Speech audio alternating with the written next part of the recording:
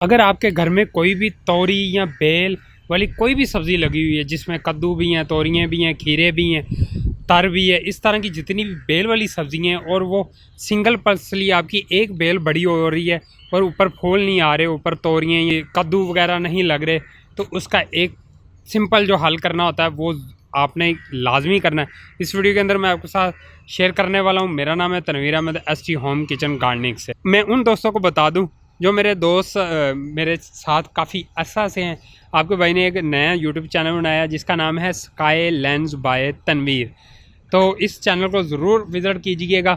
इसका लिंक भी मैं डिस्क्रिप्शन बॉक्स में डाल दूँगा, तो आप इसको यूट्यूब पे सर्च करके भी मुझे फॉलो कर सकते हैं। तो शुरू करते हैं अल्लाह के नाम से। अभी देखें ये मेरे पास तोरी की बेल कितनी बड़े साइज़ की लगी हुई है। इसके ऊपर वो तरीक़ाकार मैं आपको करके दिखाने वाला हूँ। हम खादें भी डाल लेते हैं, सब कुछ करते हैं, लेकिन फिर भी जो तोरी की बेल के अंदर मसला आजकल आ रहा है वो बेल बड़ी होती जा रही है, बड़ी होती जा रही है, लेकिन ऊपर फूल वगैरह कुछ भी नहीं आ रहा। जैसे देखें ये मेरी तोरी की बेल के ऊपर फूल आना शुरू हो गए, ये कलियाँ भी आना शुरू हो गई हैं। ये देखें, पहले ये भी कुछ भी नहीं लेके आ रही थी, और इसका साइज़ देखें, जा बजा इसकी लेंथ बढ़ी जा रही है, इधर को निकली है, इधर को निकली है। घास काफ़ी ज़्यादा हो गया, इसको भी मैंने निकाल के ना फर्टिलाइज़र बनानी है अभी। तो हमने करना क्या होता है, तोरी का मैं आपको बता दूं, क्योंकि ये अभी है हबस का मौसम और ह्यूमिडिटी बहुत ज़्यादा हवा के अंदर मौजूद है और बार बार बारिशें हो रही हैं। बारिशों की वजह से जो बेल वाली आपकी सब्ज़ी होती है वो उसकी बेल बड़ी होती रहती है। इसको कहते हैं वेजिटेटिव ग्रोथ। वेजिटेटिव ग्रोथ बड़ी पता क्यों होती है, इसको जब नाइट्रोजन वाफर मकदार में मिलता रहता है तो पौधे को ऐसे लगता है कि अभी मेरी बिल्कुल भी उम्र नहीं है फूल लाने की, सब्ज़ी लाने की, तो वो अपने कद को बड़ा करता है, कद को बड़ा करता रहता है। तो उसको फल और फूल के ऊपर लाने के लिए हमें मुख्तलिफ़ तरीक़ाकार इस्तेमाल करना पड़ते हैं। खाद का बता दूं, अगर NPK खाद है तो वो आपने इस्तेमाल करनी है, अगर वो नहीं है तो आपने जो केले के छिलके का पानी बनाकर वो आपने लाजमी इस्तेमाल करना है अपनी बेल को। इसके अलावा कोयले आपने पीस कर इसके पत्तों के ऊपर भी फेंकना है और क्यारी के अंदर भी डालना है, उससे भी बहुत ज़्यादा फ़ायदा होता है। ये अभी जो जितनी भी आपको कलियाँ और फूल दिखाई दे रही हैं, जो मैंने अभी आपको दिखाई हैं, ये है कोयले की वजह से। अब करना क्या होता है कि जब बेल का साइज़ खामखा बढ़ता रहे तो इसकी आप ये टिप देख रहे होंगे, ये टिप को मैं यहाँ से काट दूंगा। अब इसको काटने से क्या होगा कि जो इसकी बेल की ये वाली लेंथ है, इसके पीछे से मज़ीद ब्रांचेस निकलना शुरू हो जाएंगी। वो मज़ीद ब्रांचेस निकलेंगी तो किसी के ऊपर मेल फूल आएंगे, किसी के ऊपर फीमेल फूल आएंगे। ये उन दोस्तों को भी बता रहा हूँ जिनके पास सिर्फ फूल ही खाली लग रहे हैं, मेल फूल और फीमेल फूल आ ही नहीं रहे, तो उनके लिए ये बेहतरीन तरीका है। और उन दोस्तों के लिए ये भी बेहतरीन तरीका है जिनके बेल का साइज़ खामखा बड़ा होता रहता है।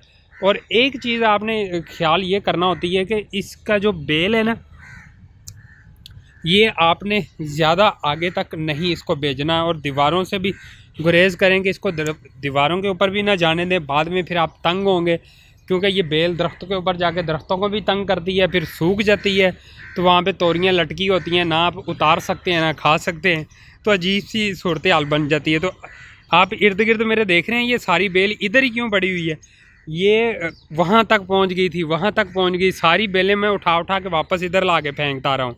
अभी जो 1-2 दिन में फिर आगे बढ़ गई हैं, उनको आगे से उनकी टिप्पें काट रहा हूँ ताकि मज़ीद आगे ना जाए, पीछे से मज़ीद शाखें निकालने हैं। शाखें निकालने से क्या होगा कि एक तो आपको सब्ज़ी भी ज़्यादा मिलेगी, बेल का साइज़ भी इतना ज़्यादा बड़ा नहीं होगा, करीब करीब वो बेबाद शाखें निकालती रहेगी आपकी बेल।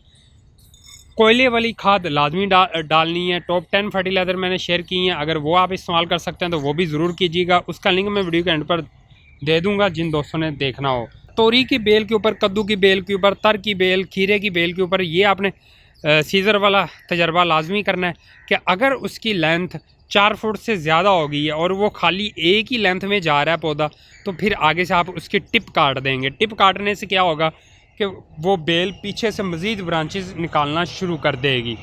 और एक और चीज़ बताता चलूँ कि जो पहली दफ़ा फूल आते हैं वो ज़्यादातर मेल फूल ही आते हैं। यहाँ तो मेल फूल आते हैं या फीमेल, मेजॉरिटी में मेल फूल ज़्यादा आते हैं। जैसे ये सारे मेल फूल लगे हुए हैं, पत्तों के अंदर भी हैं, ये अभी जो कलियाँ बन रही हैं ये सारी मेल फूल की हैं। फीमेल फूल की कली का तो सब इजी है, वो उसी टाइम पता चल जाता है कि उसके नीचे से ही तोरी लगी होगी, तर लगी होगी, खीरा लगा होगा, करेला लगा होगा, तो उसके नीचे से ही पता चल जाता है कि ये फीमेल फूल इसके ऊपर आएगा। जो सबसे पहले फूल आए वो आते रहते हैं, उनका आपको मसला नहीं होना चाहिए।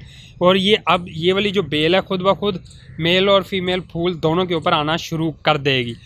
अच्छा, इसका एक फ़ायदा जो मैंने टिप कटिंग की थी ना इसका ये भी बहुत ज़्यादा फ़ायदा हो जाता है कि जितनी ज़्यादा ब्रांचेज़ आएंगी, कुछ ब्रांच के ऊपर मेल फूल होंगे, कुछ ब्रांच के ऊपर फीमेल फूल होंगे। दोनों फूल बेक वक्त होना बहुत ज़रूरी है। खाली फीमेल फूल आएंगे तो कोई फ़ायदा नहीं है, क्योंकि वो तोरी छोटी साइज़ में ही येलो होकर ख़त्म हो जाएगी। इसी तरह करेला भी ख़त्म हो जाता है, इसी तरह तर भी ख़त्म हो जाती है, इसी तरह ये आपके खीरे वगैरह भी ख़त्म हो जाते हैं। अगर हाँ हाइब्रिड बीज आपने लगाया होगा तो उसमें जितने फूल आएंगे वो सारे फीमेल फूल आएंगे। लेकिन मज़े की बात क्या उसमें होती है, वो जो फीमेल फूल होता है वो मेल फूल भी होता है, फीमेल फूल भी होता है सम टाइम।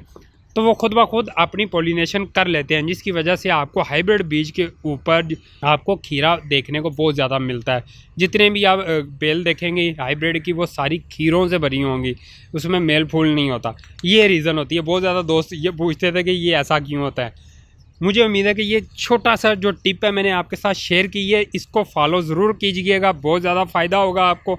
अगर वीडियो अच्छी लगी है तो लाइक ज़रूर कीजिएगा, शेयर भी कीजिएगा।